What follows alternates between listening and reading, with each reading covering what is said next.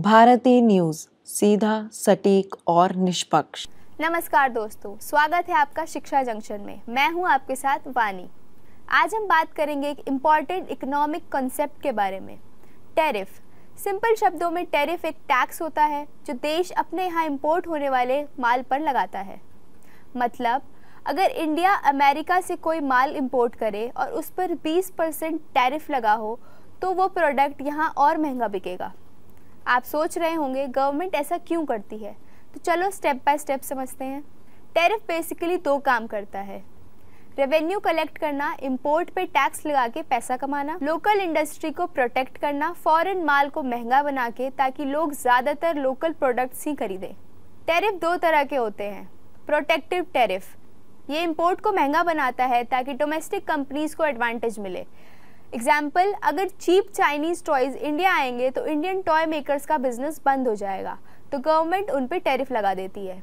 Revenue tariff, ये एक simple tax है जो मेनली गवर्नमेंट के लिए रेवेन्यू कलेक्ट करता है, ना कि लोकल इंडस्ट्री को बचाने के लिए।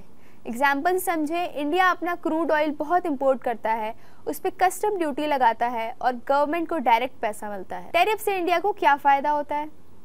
डोमेस्टिक इंडस्ट्रीज़ को प्रोटेक्शन मिलती है, जैसे टेक्सटाइल, एग्रीकल्चर, स्टील। अगर इनको बिना टैरिफ के फॉरेन कंपटीशन का सामना करना पड़े तो इनकी सर्वाइवल मुश्किल हो सकती है। सेल्फ रिलायंस और मेक इन इंडिया इनिशिएटिव को सपोर्ट मिलता है।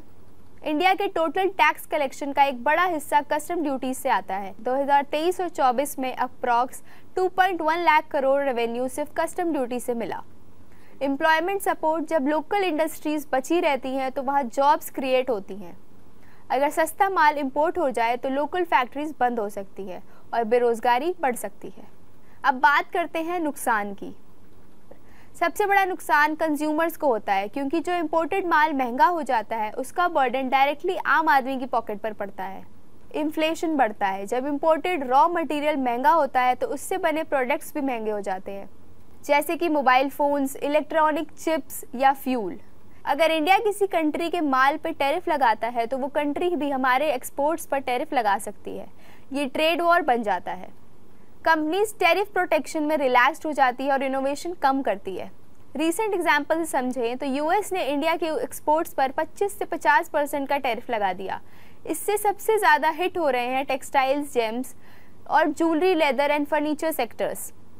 इंडिया का यूएस को एक्सपोर्ट 2025 में $86.5 बिलियन था, लेकिन 2026 के लिए एस्टिमेट है कि ये गिर के $50 बिलियन तक आ सकता है। वर्ल्ड बैंक ने भी एस्टिमेट दिया है कि अगर ये टैरिफ्स लंबे टाइम तक चले तो इंडिया के जीडीपी ग्रोथ में लगभग 0.9% की गिरावट आ सकती है। और सबसे बड़ी बात, लैक्स ऑफ जॉब्स जो टेक्सटाइल और ज्वेलरी इंडस्ट्री से जुड़ी हुई थी, उनकी सिक्योरिटी में खतरे आ सकते हैं।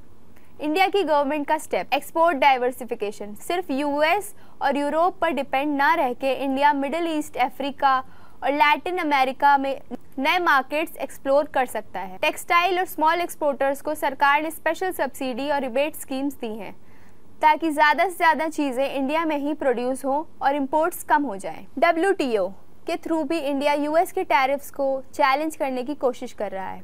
कंक्लूजन अगर देखें तो टैरिफ एक डबल एज्ड स्वॉर्ड है। एक तरफ ये शॉर्ट टर्म में लोकल इंडस्ट्रीज़ को प्रोटेक्शन देता है, सरकार के लिए रेवेन्यू जनरेट करता है और एम्प्लॉयमेंट सपोर्ट करता है। दूसरी तरफ ये कंज्यूमर्स पर बर्डन डालता है, इन्फ्लेशन बढ़ाता है और कभी कभी एक्सपोर्ट्स और ग्लोबल ट्रेड रिलेशन को ख़राब भी कर देता है। इंडिया के लिए चैलेंज ये है कि प्रोटेक्शन और ग्लोबल ट्रेड के बीच में स्मार्ट बैलेंस बनाए। अगर टैरिफ का यूज़ स्ट्रैटेजिकली और लिमिटेड टाइम के लिए हो तो ये ग्रोथ सपोर्ट कर सकता है, लेकिन ओवर प्रोटेक्शन से इंडिया अपना ग्लोबल कम्पिटिटिवनेस खो सकती है। सो टैरिफ एक टूल है, यूज़ इट वाइजली, वरना नुकसान भी हो सकता है। Thank you.